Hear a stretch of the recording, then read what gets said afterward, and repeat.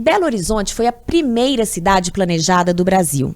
Na época, a ideia era construir uma cidade dentro do limite da Contorno numa área de 8 quilômetros quadrados. E foi exatamente assim que a cidade foi construída para abrigar inicialmente 30 mil habitantes e foi inaugurada no dia 12 de dezembro de 1897. Agora, 126 anos depois, essa cidade cresceu 37 vezes e a população chegou a 2,3 milhões de pessoas. Gente, junto com o crescimento dessa cidade, cresceram também os desafios, os problemas, e é exatamente por isso que a gente está aqui hoje. Convidamos 3 especialistas de áreas diferentes que vão ajudar a gente a debater a BH do futuro. Então, para começar, eu vou apresentar o Teodomiro Diniz Camargo. Seja muito bem-vindo, Teodomiro. Teodomiro, ele representa a área da construção civil e ele também faz parte do CODESE. Tudo bem, Teodomiro? Tudo bem, obrigado pelo convite. É um prazer estar aqui hoje. E também está aqui com a gente a Cristiane Pereira, que é mais conhecida como Kika. Ela representa o aglomerado da Serra, que é uma verdadeira cidade dentro da nossa cidade. Seja muito bem-vinda, Kika. Eu que agradeço, muito obrigada aí pelo convite, estar participando aqui junto com vocês. E agora o Marcelo Oliveira, que é representante da Allo Shopping, que representa os lojistas dos shopping centers e vai estar aqui hoje para representar também o comércio, que é tão relevante aqui para a nossa economia. Seja bem-vindo, Marcelo. Eu agradeço a oportunidade de poder participar com vocês aqui, com os ouvintes, no tempo. Gente, então, como eu já antecipei, essa conversa, essa mesa redonda aqui, tem como tema BH do futuro. O que a gente pode prever, o que a gente pode sonhar para a nossa cidade?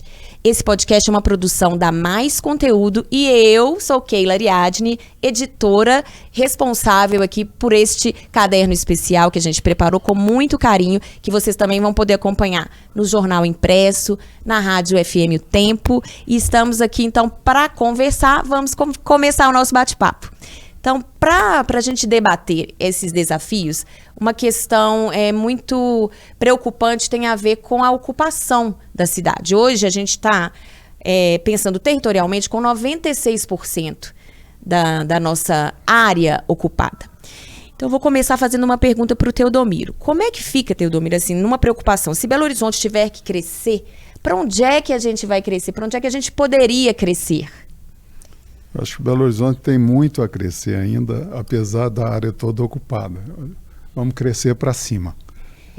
A verticalização, o adensamento maior e vamos crescer na qualidade. Eu acho que a requalificação de todas as suas áreas é extremamente necessário para um futuro melhor para Belo Horizonte. E hoje a gente está discutindo exatamente, falando da requalificação, de um projeto da prefeitura de requalificar o centro da cidade.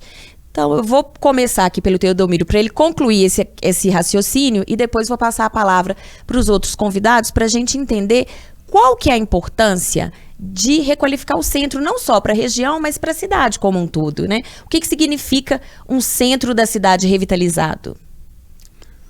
Belo Horizonte é a capital do estado.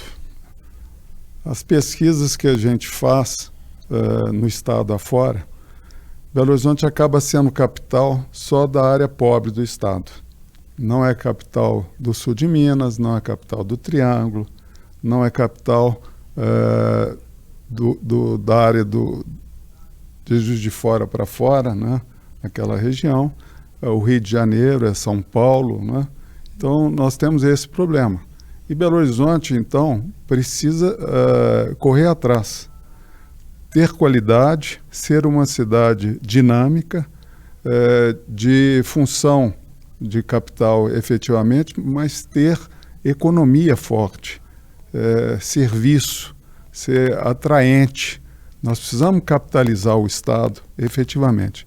E o centro de Belo Horizonte é a imagem da capital, é a imagem da capital do Estado de Minas Gerais. Então ele tem um papel não só local, mas o papel estadual, de representar, simbolizar de fato o Estado de Minas Gerais. Agora, precisamos, dentro da modernidade, dos centros urbanos de grande porte, ter uma moradia mais forte na área do centro, ter um centro vitalizado economicamente, mas vitalizado também do ponto de vista de moradia. Então, já se sabe há muito tempo que cidades que quando chega à noite esvaziam, não têm condição de manter qualidade. Onde se esvazia, o crime ocupa e a cidade fica sem qualidade. E aí, então vamos trazer essa questão aqui, que é a questão da habitação, a questão da moradia. Então eu vou perguntar aqui, Kika, qual que é a sua visão, né? Você está representando um aglomerado que tem 144 mil moradores.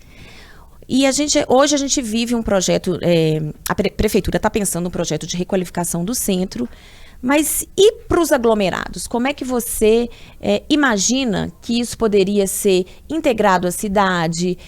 Existe, por exemplo, uma proposta de habitação de interesse social, de fomento para o centro. Seria interessante ou seria melhor que se investisse dentro dos próprios aglomerados? Eu assim, tem um pouco, né, assim, há controvérsias, porque o que eu penso a respeito, né, por estar dentro do aglomerado, é que a revitalização ali onde que a gente está seria muito melhor, né?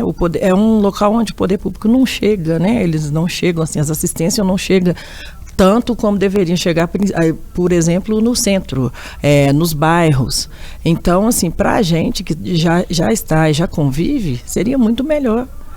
Se houvesse ali as revitalizações, se tivesse esse olhar do poder público para dentro das comunidades, para dentro da favela, o crescimento. Por quê? Porque a favela é uma potência, é muito grande. Você pensa bem, ali não é à toa que a gente chama de aglomerado, né? A gente vive num lugar onde que a gente convive com todo mundo conhece todo mundo sabe da vida do outro. E a gente está aqui falando de aglomerado, mas eu acho que eu não falei qual aglomerado que é, né? Aglomerado Serra. Porque muita gente conhece a Kika, porque é uma forte liderança do aglomerado da Serra, mas sempre é bom a gente esclarecer, né? Sim. E aí eu penso assim, que quanto mais a gente tivesse esse olhar, né, para dentro do nosso aglomerado, seria melhor. Por quê? Porque as coisas melhorariam não só para a gente, e também para baixo, para quem está no asfalto, porque a cidade é a cidade. Então, assim, apesar de que onde a gente convive, a gente acha ali que a gente vive, a gente acha que ali é uma cidade também, porque tem pessoas dentro do aglomerado, por exemplo, que elas não conhecem o centro da cidade. Tem muitas pessoas que não conhecem. Tem gente ali que nunca foi no cinema, nunca foi no Palácio das Artes, não sabe andar no centro da cidade. Por quê? Porque o aglomerado também tem tudo. Então, assim, é uma grande potência aquele lugar. Então, eu vou voltar aqui para o Teodomiro só um minutinho, Marcelo, porque existe um projeto, né, de se incentivar a moradia no centro. Você acredita, então, que o público-alvo deveria ser pensado para a classe média, por exemplo, e que se pensasse um outro projeto para a periferia, para os aglomerados, Teodomiro? Eu acho que sim. Na verdade, o centro tem um potencial muito grande de se adensar, mas precisa ser adensado com várias faixas de população. E, efetivamente, o público das comunidades, para eles, a comunidade é mais eficiente do ponto de vista de qualidade de moradia, pelo relacionamento que se tem, pelo apoio que a comunidade, uma pessoa dá à outra. Então, a recuperação das comunidades, ou a cidade chegar com qualidade nos aglomerados é fundamental. Eu acho que o centro não vai resolver essa questão da moradia de baixa renda em Belo Horizonte, até porque o centro precisa ter uma mescla social mais variada, né? Para que não se transforme também numa área de abandono, tem que ter de tudo. Tem que ter, né, diversidade. Tem que ter diversidade. E as pessoas que vão morar no centro vão trabalhar no centro, precisam trabalhar ali mesmo, né? Então, é essa relação de cidade compacta. Você mora, você vive, você tem o lazer, e o centro tem essa qualidade. Você tem o Parque Municipal, você tem cinema, você tem uma série de coisas. Agora, acho que as comunidades têm que ser trabalhadas mesmo em si, para que elas possam exercer esse papel de cidade compacta, que se tenha tudo. Né? E agora, assim, a gente está falando aqui muito do centro, mas seria um ponto de partida para discutir o futuro de Belo Horizonte. De uma forma geral, eu quero que você, Marcelo, agora comece a fazendo essa análise de um pouquinho do que aconteceu com o comércio no centro, mas lembrando que com o esvaziamento que nós tivemos, principalmente com a saída daquela massa dos servidores públicos, quando a cidade administrativa foi construída, e como é que isso foi mudando a questão não só do fluxo, mas também dos valores e qual que é o futuro que você vê aí para o comércio do centro, não só do centro, mas também para os bairros. E aí depois eu vou voltar aqui para a Kika, porque aí ela é o grande exemplo de um bairro cidade, né, gente? O que você acha que é o futuro do comércio aqui em BH? Olha, eu acho que a gente tem que partir da ideia de que toda crise é uma oportunidade. Tem até um ideograma chinês, o ideograma da crise e da oportunidade são o mesmo, né? Nesse momento você tem uma geração nova que está chegando, que é a geração Z, que, por exemplo, ela não está tão preocupada em ter, ela preocupa mais em usar. Então, é um indivíduo que não está tão preocupado em ter um veículo, ele utiliza Uber. Ele está mais preocupado em morar num apartamento menor, por exemplo. Então você tem diversos imóveis no centro que podem ser revitalizados para isso. E gerar, no fundo, o que precisa é readensar o centro de pessoas que moram, na verdade, para você viabilizar o comércio no centro novamente. E não só no centro, mas na cidade como um todo. Porque cada vez que você gera consumo num lugar, você gera renda, e gera consumo, e gera renda. Isso é um multiplicador, né, para a atividade econômica. Então, o que precisa é que a prefeitura e o governo municipal também facilite esse processo. Como, por exemplo, ele pode fazer uma legislação em que ele modifica, ele viabiliza mais a construção e a reforma no centro. Se aquele mesmo empreendedor tiver um outro empreendimento em outra área da cidade, ele pode construir mais metros quadrados se ele investir no centro. Então eu acho que tem diversas possibilidades, né? E compensações que podem ser realizadas e podem gerar uma modificação, um adensamento do centro, beneficiando o comércio e os serviços também, né? Que são os setores que mais crescem e mais empregam no país hoje. Agora, você acredita, a gente falando aqui, nosso tema é a BH do futuro.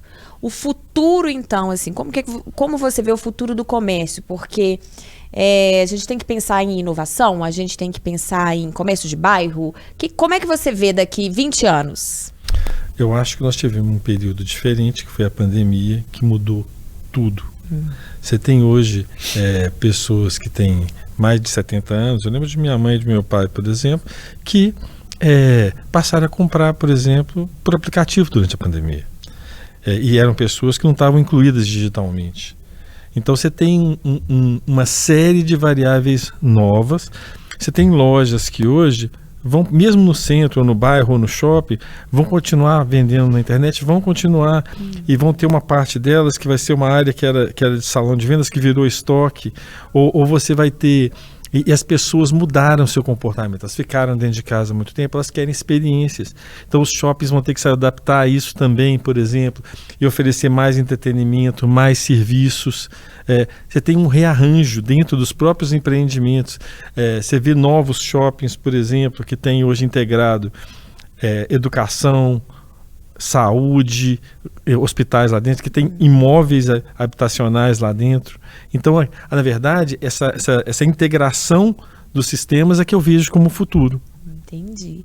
O Kika, então, o Marcelo está falando dessa questão do comércio, né? O aglomerado da Serra, com esse público de moradores tão intenso, tão volumoso, ele funciona muito como uma cidade. Sim.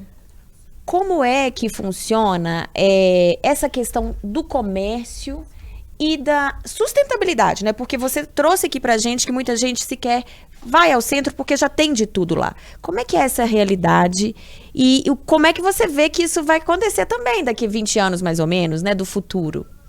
Eu acredito que o crescimento será maior, porque Hoje eu esqueci, assim, eu não tenho aqui os números, mas eu sei que o comércio dentro da favela, ele movimenta uma grana muito alta, sabe? E por isso tem essa questão do crescimento, né? Das pessoas, dos comerciantes quererem crescer, expandir. A gente tem pessoas lá que tem mais de 2, 3 lojas, né? Abriu primeiro uma lojinha. A maioria dos comerciantes dentro das favelas, pelo menos lá dentro do aglomerado da Serra, são pessoas de outra cidade. Os grandes comerciantes vieram de Goiabal e aí chegaram lá com uma lojinha. E hoje tem filiais, ou então é o maior comércio de dentro do aglomerado, que além de empregar, né, faz ali girar uma renda muito grande. Vou dar um exemplo de uma padaria que tem próximo à minha casa, que ela é bem central dentro da comunidade.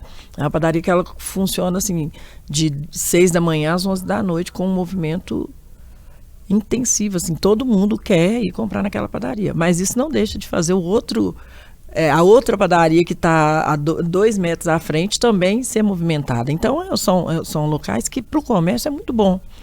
Uma vendinha que você abre ali dentro do aglomerado, você fatura com ela. Então é esse o porquê das pessoas não quererem nem sair de lá para ir descer para o centro ou para ir para os supermercados grandes. A gente tem também um outro exemplo, porque a gente está dentro do aglomerado e tem o bairro, por exemplo, a Rua do Ouro. Uhum. A gente tem pessoas que moram na Rua do Ouro, que já é na parte bairro, mas que sobem dentro da favela para comprar, porque tem coisas mais baratas, mais em conta. Então tem isso também, faça colão dentro né? Usa o salão de beleza, né? Elas movimentam, sobe para usar lá em cima para fazer uma unha, para fazer o cabelo, o que quer que seja. Então tem muito isso, as pessoas do asfalto sobem para o aglomerado também e ajudam a movimentar esse comércio. Então, assim, quando a gente tem falado muito aqui do centro, né, a gente tem que olhar, né, a cidade está acontecendo esparramadamente, né? E é preciso pensar nisso, né, gente? Pensar numa integração. E isso me faz trazer uma outra questão aqui, que eu acho que é um grande desafio de Belo Horizonte, que é a questão da mobilidade. Porque quanto mais serviços você tem perto, menos você precisa se deslocar. Então, como é que vocês veem? Gente, eu vou voltar aqui para o Teodomiro, né? Estamos fazendo um rodízio. Qual que é a importância de pensar a cidade para essa questão da mobilidade, que tem impactos, inclusive, ambientais, né? Quando a gente pensa em reduzir fluxo de carro, em melhorar transporte público. Vamos lá. Eu acho que a mobilidade é o grande tema de requalificação e de qualificação de qualquer cidade, né? E eu acho que a solução da mobilidade está em todos os pontos. Eu ouvi aqui a Kika falar sobre o Cafezal, né? A Serra, aquela região, e me lembrou a visita na Comuna 13, lá em Medellín, onde a comunidade lá acontecia a mesma coisa que a Kika falou aqui. Muitas pessoas nunca tinham ido na vida no centro de Medellín. Passavam a vida inteira lá dentro da comunidade, por falta mesmo de facilidade de chegar ao centro, e tudo foi desenvolvendo dentro da comunidade. E aí tem que ser criativo, efetivamente tem que ser criativo. Eles colocaram uma série de coisas dentro daquela comunidade, inclusive escada rolante, para usar para as regiões mais íngremes, para criar mobilidade. E elevadores, aqueles teleféricos, rodando toda a comunidade. Quando foi da Olimpíada, dos Jogos Pan-Americanos, eles puseram a fila dos jogadores, dos atletas, lá dentro da comunidade, que virou habitação de qualidade depois dos Jogos, né? Criaram uma escola de empreendedorismo na base da comunidade, para os jovens da comunidade. Quando você visita a clínica, lá tem a clínica popular, em lugar nenhum em Belo Horizonte tem uma clínica daquela qualidade, mas lá em cima. Então o Estado dotou a comunidade de equipamentos, chegou lá de forma muito expressiva. Eu acho que Belo Horizonte tem que pensar com essa cabeça de qualificar as comunidades, porque ali é uma população que precisa e que tem uma grande economia funcionando ali. A verdade é que a comunidade do Cafezal trabalha no entorno do Cafezal. Trabalha lá dentro, mas trabalha também no entorno, né? Da Serra, que a gente Da tá Serra, falando. aquela região toda, né? O Cafezal é um pedaço. Cafezal é uma das Uma vilas. das 8 vilas, das né? vilas. Uma das 8 Depois eu É vou uma pedir das para a oito. Kika explicar melhor. A gente fala muito do Cafezal porque ela é a última. A referência também, É, né? Quando é. começou o aglomerado da Serra, foi a primeira vila. Foi. Então aí ela é referência, todo mundo falava-se do Cafezal. Inclusive nas páginas policiais, né? Também. Era tudo que se noticiava falava Cafezal. Então o povo morria de medo de subir a serra por conta do Cafezal, que era perigoso. Eu tenho uma experiência no Cafezal que eu construí o grupo escolar que tem lá no alto. Sim. Foi eu que construí para o Estado, né? Fui contratado pelo Estado na época. Então eu conheço bem lá dentro, frequentei muito na época dessa construção, e vejo, efetivamente, lá tem muita similaridade com essa história de Medellín, e que precisava, efetivamente, a gente ter esse tratamento ali, qualificação. Eu acho que Belo Horizonte não vai ser feliz, nós não vamos ter um futuro bom se a gente não conseguir equilibrar todas as suas vertentes. Não é transferindo para o centro, não. O centro não se servirá a isso. E essa similaridade aí, então, falta o que o poder público fez lá, né? Desculpa, eu não falei da mobilidade, né? Eu ia falar da mobilidade das comunidades. Eu acho que no aglomerado ali tem muito a se fazer nesse sentido. Demais. Para facilitar o acesso das pessoas, a fluência das pessoas, até mesmo a integração maior das comunidades com a cidade. Isso que a Kika estava dando exemplo, né? Dessa troca de quem vai consumir serviços lá, de quem vem consumir serviços, né? De quem vem para o asfalto consumir também. Isso, a mobilidade, ela precisa estar aí sustentando essa capilaridade, né, Kika? Precisa demais. A gente, se for para pensar bem aqui, o que a gente tem lá hoje, né? Os transportes, acaba que na comunidade a gente se vira de todas as formas, né? Muita coisa igual que falta, né, do poder público, a gente se vira e faz. Tem tanta coisa que a gente faz lá com as nossas próprias mãos, inclusive até rua mesmo, para abrir as pessoas, um beco, para fazer um esgoto, porque não chega lá na porta. Então, a própria comunidade faz isso. E uma das coisas que tem acontecido hoje através, né, da mobilidade são os transportes clandestinos mesmo. Porque os ônibus que tem, as linhas de ônibus que tem, não conseguem atender o aglomerado. Então, o pessoal criou lá o sobe e desce, que são os carros que pegam, né, as pessoas na praça, lá no final do ônibus, e levam até o centro. Então, é uma terceira opção. A segunda opção de mobilidade que você tem. Tem moto, táxi, tem não legalizados, porque eles ainda não conseguiram fazer essa legalização, mas a comunidade se vira. E aí, além de tudo, ainda é uma geração de renda que movimenta aquilo ali. Mas diante dessa demanda que é gritante, existe um público que vai consumir esse serviço, que precisa desse serviço e que está tendo que se virar para se locomover. O poder público também poderia olhar com atenção e, inclusive, gerar arrecadação de imposto em cima disso. Com certeza. Porque se legaliza um mototáxi ali, o governo ainda consegue arrecadar. E aí consegue levar melhorias. Mas, infelizmente, há anos, né, da vida da gente, igual quem vive no aglomerado, eu sou nascida e criada lá. São poucas coisas que mudaram. São poucas coisas que acontecem. Aí a gente vê, por exemplo, igual agora, não criticando, mas vendo que tem a reforma do centro, né, no centro, vai ter essa reforma no centro da cidade. E para a favela tem o quê? Sabe? Porque aí, já, né, é claro que já houve, igual teve o programa Minha Casa Minha Vida, esses programas do governo que melhorou demais, o Vila Viva, que melhorou demais dentro do aglomerado, pessoas que, quando chegava agora a época de chuva, ficavam desabrigadas, porque estavam em área de risco. Mas aí a área de risco que ficou, o próprio poder público podia estar ali monitorando para não voltar às ocupações, e voltaram de novo.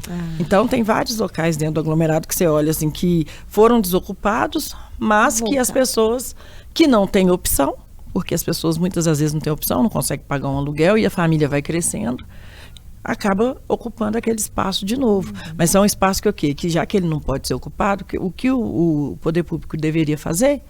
Ocupar de outra forma, né? Alguma coisa teria que ser movimentada ali. A gente até gostaria de destacar que a Prefeitura foi convidada para participar dessa mesa redonda, deste debate, mas infelizmente não conseguiu alinhar a agenda, mas ela foi convidada.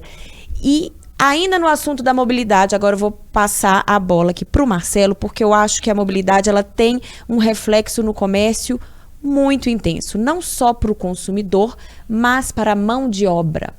Como que você vê essa questão, esse desafio e qual solução, né, que a gente poderia vislumbrar para o futuro de BH? Olha, com relação aos funcionários que trabalham no comércio, hoje é uma dificuldade, principalmente quando você tem datas específicas, tipo Natal. Porque você tem que reestruturar toda a rede que teoricamente já funciona com uma certa deficiência de recurso. Então, por exemplo, você tem que aumentar o número de ônibus, você tem que viabilizar segurança para as pessoas que estão saindo dos empreendimentos, você tem que integrar isso com o metrô, você tem um suplementar que só funciona até determinado horário, você precisava que ele funcionasse até mais tarde para oferecer mais qualidade de vida para aquele trabalhador que nem sempre mora perto. Às vezes tem um trabalhador que trabalha no shopping A, B ou C aqui, mas mora em Neves, mora em Vespasiano, mora em Santa Luzia, mora até em Lagoa Santa. Então, assim, Betim. Então, a qualidade de vida desse trabalhador está muito ligada a isso. E nesse contexto também, eu vejo que tem um futuro para os negócios de bairro também. Por quê? Porque você tem aquele habitante que mora no bairro, que gosta de consumir ali perto, que tem um relacionamento com aquela pessoa daquele supermercado menor ou daquela loja que está no bairro ali também. Então você tem essa questão da mobilidade é vital em todos os sentidos. E você tem que também estimular essa questão do consumo local, porque você vai estar, de certa forma, retirando uma pressão também desse sistema que transporta as pessoas, né? Eu penso por aí. Que é a questão de compactar, né? Não só pensar a cidade como um todo, né? Eu entendo que a prefeitura, que o poder público, ele precisa olhar para todos os lugares. Precisa começar de algum ponto?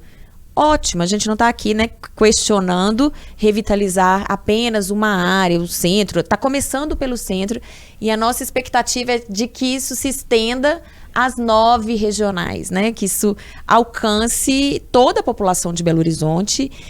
E a gente está caminhando aqui para um debate final.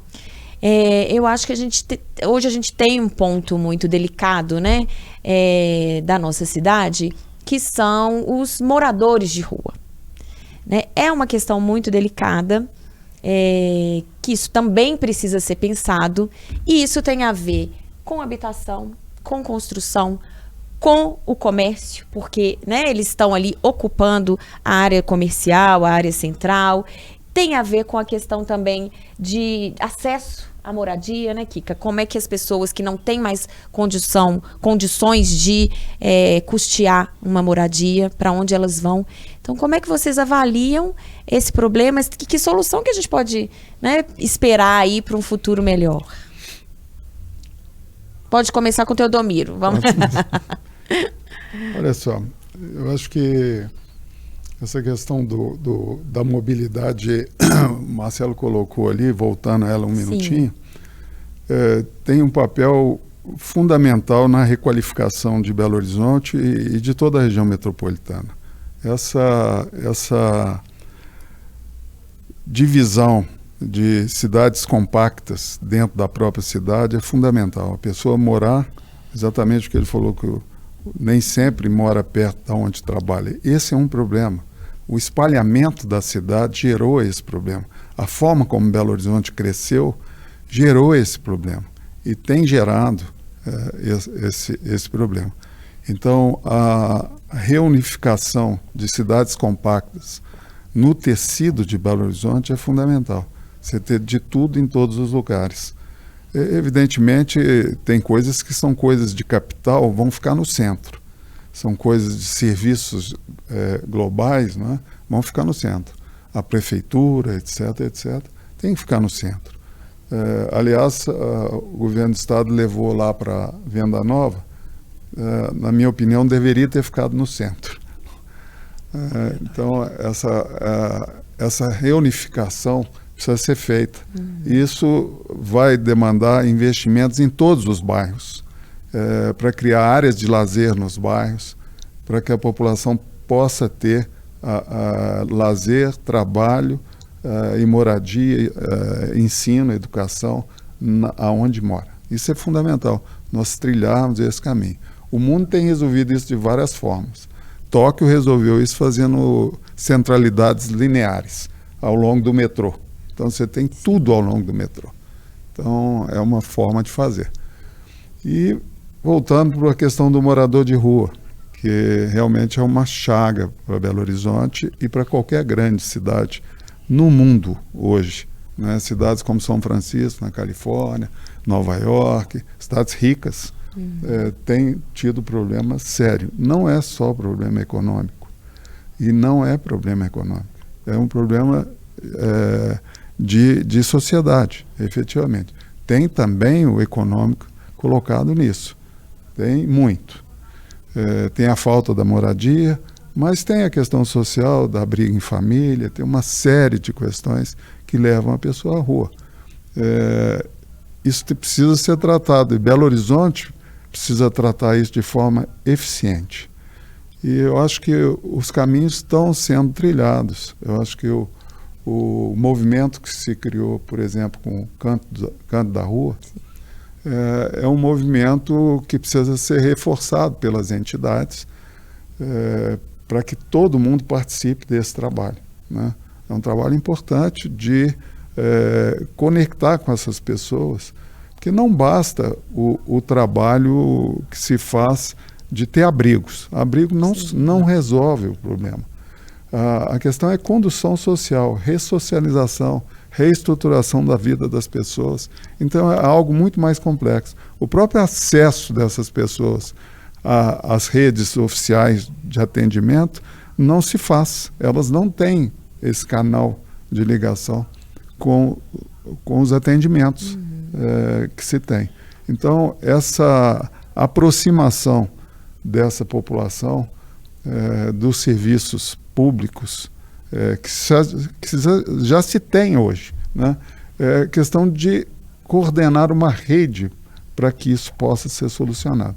Eu acho que o movimento do Canto de Rua é um movimento, mas é um movimento que tem o sinal correto para agregar essas pessoas em torno de um ambiente para ter trabalho, ter renda e ter moradia ao final do percurso. A prefeitura está pensando e está, né, elaborando um projeto, né, mais robusto para que oferecer inclusive capacitação, né, para essas pessoas num projeto mais amplo, para que elas também consigam de alguma forma se reinserir no mercado de trabalho. Então isso sim é uma coisa que já está sendo pensada e pelo que o Teodomiro está falando é um caminho interessante, né? Marcelo, como é que isso respinga e reflete e preocupa a questão do comércio, a situação da população em situação de rua? Eu acho que é uma situação muito delicada, porque ela envolve um processo de, na verdade, ressocialização ali. Lógico que para o comerciante seria muito mais tranquilo se não existisse, mas ele tem que se preocupar com a sociedade como um todo, né? E participar desse processo incorporando o maior número de iniciativas que ele puder para tentar viabilizar essa não a retirada, mas a ressocialização mesmo desse indivíduo. Uhum. E você, Kika, assim, a questão dos abrigos, por exemplo, como é que você vê isso como uma medida de solução? Você acha que isso é suficiente? O que você, pela sua experiência, né, pelo que você vê, pelo que você ouve, que poderia ser pensado para solucionar de uma forma eficiente essa questão? Então, a população de rua, ninguém quer ficar em abrigo, né? A gente vê isso o tempo todo. O abrigo, e tanto que quem vai para o abrigo é quem não consegue mesmo de forma alguma e não quer dormir na rua. Então, principalmente para essas pessoas, teriam que ser pensado alguma coisa, um projeto pensado diretamente para elas. Para quê? Para que tirassem elas dessa situação. Porque a gente vê que são pessoas que às vezes trabalham ali no centro mesmo, que seja fazendo reciclagem, qualquer tipo de serviço, lavando um carro, e à noite ela não tem onde dormir, ela vai para o abrigo. Aí a gente tem ali uma coisa, né, que é dentro do centro que acontece, que tem muitos prédios vazios, já foram contabilizados ali, que quantos apartamentos que dariam para cada um morador que estão ali na rua, em situação de rua. Então, eu acho que isso seria uma das áreas que o governo ou o prefeito, que eles teriam que pensar para atender essa população. Por que a gente tem ali um tanto de prédio vazio e tem gente dormindo na rua? Sabe? E aí, por isso que acontece o quê? As ocupações ilegais, né? Que as pessoas ocupam. Por quê? Porque não é pensado um projeto para eles. E são coisas que estão lá, por exemplo, um prédio de vários tamanhos lá parado e o povo na rua. E ali, na porta do comércio, querendo ou não, tem pessoas de bem, tem pessoas de mal. Então, é isso. São esses projetos que têm que ser pensados para essa população. Né? Teodomiro, uma vez a gente, numa conversa, você comentou de imóveis, não necessariamente ali no hipercentro, mas no entorno, que estariam disponíveis alguns hotéis. Você acha que poderia existir uma legislação que facilitasse, que integrasse, para que se ocupassem também, né, fizesse uma questão de interesse social para esses edifícios, não talvez os altos que estão ali no coração do centro, mas nos arredores? Eu acho que a região central de Belo Horizonte tem ainda um potencial bastante grande de ocupar, de ser ocupado e de ter muito mais moradia do que tem, né? A questão que se coloca é a adequação desse centro para essas pessoas. Para alguns sim, mas para a grande maioria não, porque na verdade ele nem quer morar no centro. Ele mora por necessidade, mora na rua por necessidade, porque ele trabalha no centro, né? Essas pessoas, se têm trabalho em outro lugar, vão para outro lugar, e se tem fonte de sobrevivência em outro lugar, elas iriam. A readaptação à família, etc, etc. Agora, em se falando de centro de cidade, no contorno de centro, tem muita oportunidade de se colocar habitação de toda a natureza. E a gente separa o centro como certo, vamos falar, as ocupações e os moradores que pleiteiam, os sem casa, que pleiteiam moradia, eles não estão pleiteando no centro, não. Na verdade, é para chamar a atenção que se invade prédio, porque os grandes prédios nem são adequados para essa população. Eu acho que essa população no centro, por exemplo, ao longo da Paraná, o segundo andar da Paraná, a partir do segundo andar, inúmeros pequenos prédios vazios seriam mais adequados, por exemplo, né? A Guarani, toda aquela região, tem um potencial de moradia a partir do segundo andar muito grande e muito mais adequado para essas pessoas do que um grande prédio. A convivência em grande prédio é complexa, né?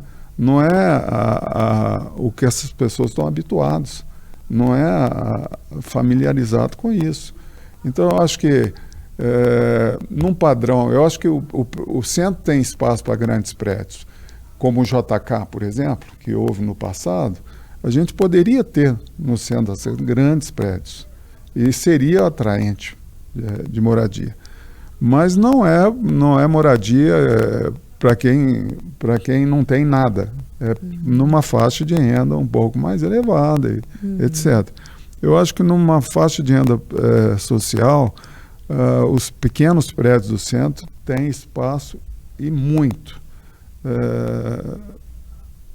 para se fazer, até mesmo para ampliar esses prédios, de passar de 2 andares para 4 andares. Né? É isso. E, inclusive, nessa questão da readequação, a gente está com um projeto de lei que já foi aprovado em primeiro turno na Câmara para o retrofit, que é, na verdade, dar um novo uso para um imóvel. Essa lei, ela está satisfatória? Eu acho que qualquer avanço ele é muito bem-vindo, mas é uma lei que poderia se estender também para a cidade, para que se incentive reconstruções, readaptações? Eu acho que o retrofit, a reutilização de edificações é fundamental para a cidade como um todo, na verdade. Nós estamos numa grande cidade, toda construída, e precisa evoluir.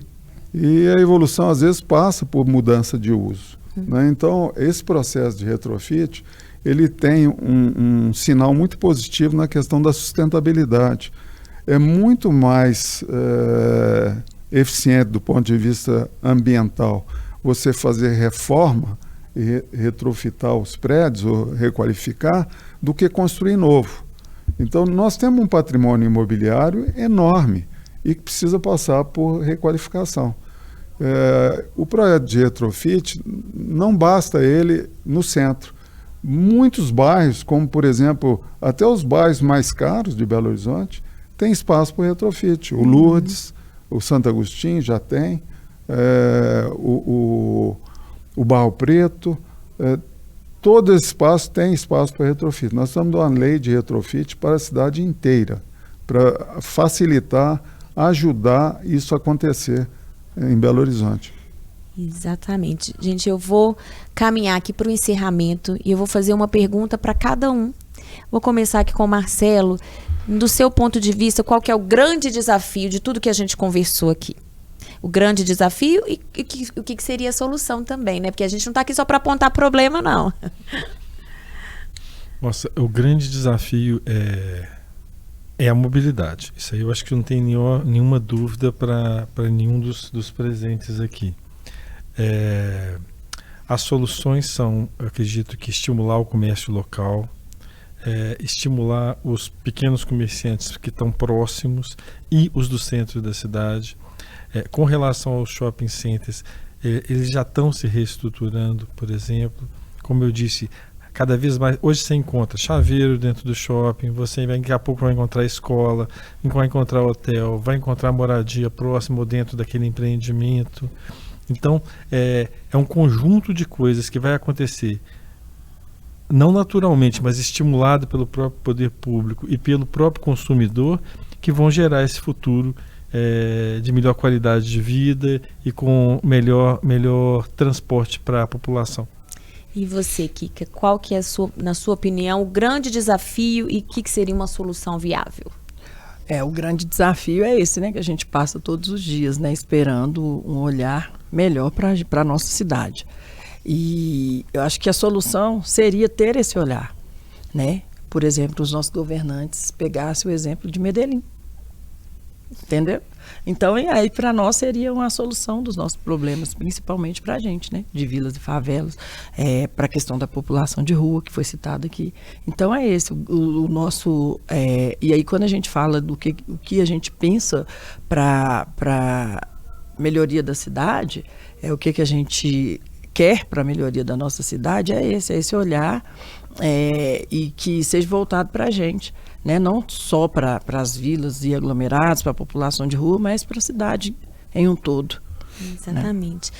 E uma coisa, antes de eu passar aqui para o Teodomiro, é a integração da sociedade, da iniciativa privada e junto com o poder público para poder ter um espaço de coletividade para se pensar essas soluções.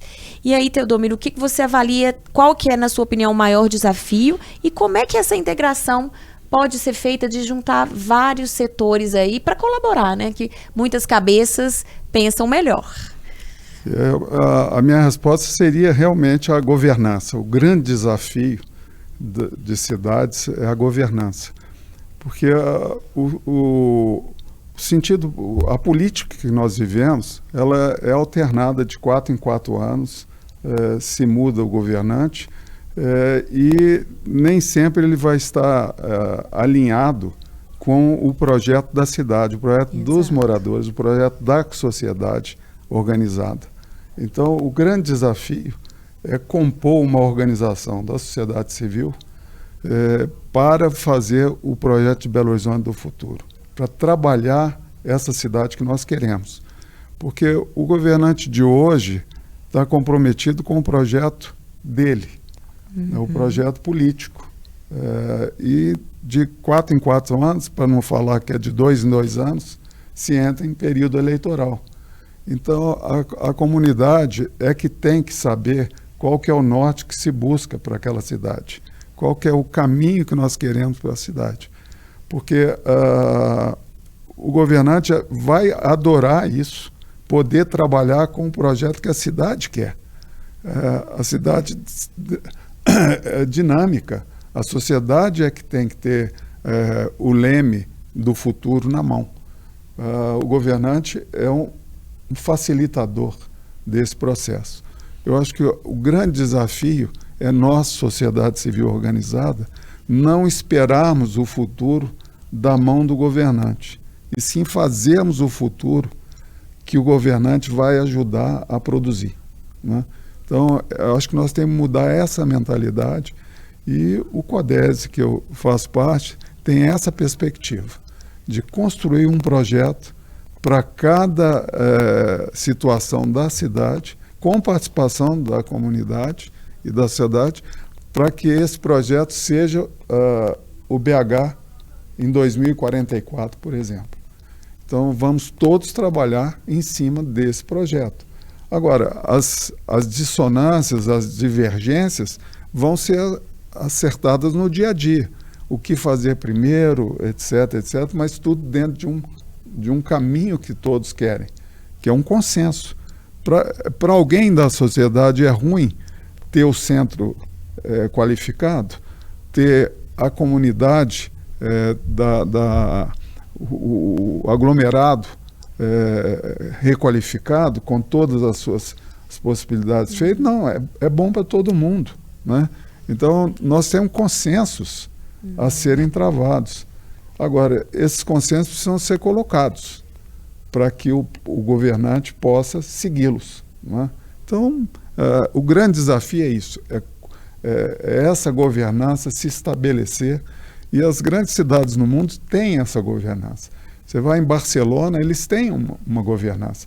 Barcelona não fez a Olimpíada por acaso, fez para a requalificação de Barcelona, que era o projeto de requalificação, levava em conta fazer a Olimpíada.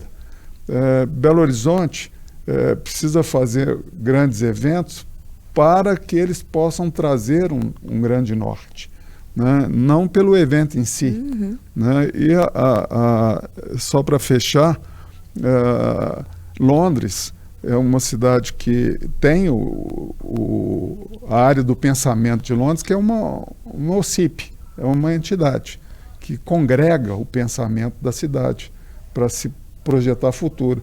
Governante de hoje não projeta futuro. Ele mal tem tempo para cuidar das urgências que a cidade impõe a ele fazer, né? Ele não tem tempo para o futuro. Então, a sociedade civil, junto com a base da prefeitura, os secretários, tem que construir esse projeto que nós queremos. E nós temos uma certa divergência, que é o seguinte: na democracia, ela tem a alternância muito rápida, né? Quando você pega cidades como cidades como na Ásia, eu esqueci o nome agora, são cidades que têm centralização de poder de mando. Vamos fazer assim, E aí acontece.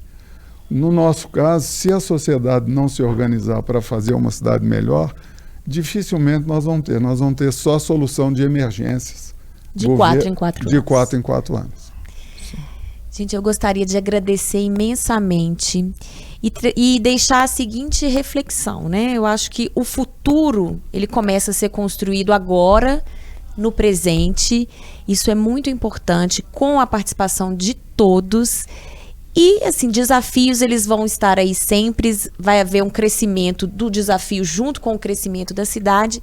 Então, é por isso que isso aqui, essa mesa de debate, esse diálogo, esse espaço para expor ideias, para reunir ideias e propor soluções, eu acho que é uma grande ferramenta para a gente contar com a BH do futuro, com um futuro melhor. E quero lembrar que esse podcast produzido pela Mais Conteúdo de O Tempo faz parte de uma grande especial que o Tempo preparou para celebrar os 126 anos de Belo Horizonte. Então agradeço ao Teodomiro, ao Marcelo, à Kika e deixo aqui a nossa mensagem: parabéns, Belo Horizonte!